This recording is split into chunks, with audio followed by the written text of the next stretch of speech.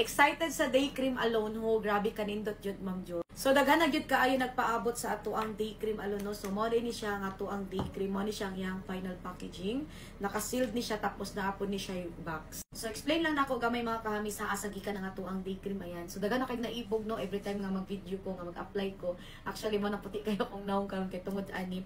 So kaning day cream mga kahamis, mo ni siya gikan ni siya sa Glass Skin Set. So karon nag-individual ta kay daghan kay nag-request. So dati mong ang formulation ani mga kahamis, magiging siya ang original kani, pero before is dili gid siya same as karon nga grabe gid siya ka creamy tapos blendable. Kay before mong mga kahamis medyo dry siya, although matte finish gyapon siya, powder finish gyapon siya, pero mas lahi gid siya karon kay mas easy to blend tapos wala na tong mga beans nga katong tibugol-tibugol gani. Tapos ikaduha nato no mga kahamis, gitry pud nato siya nga mahimo siya gel type. So, karon ang final na gid niya, mao na gid ni siya. Mao na siya mga kahamis, ang iyang final na karon. Ana siya.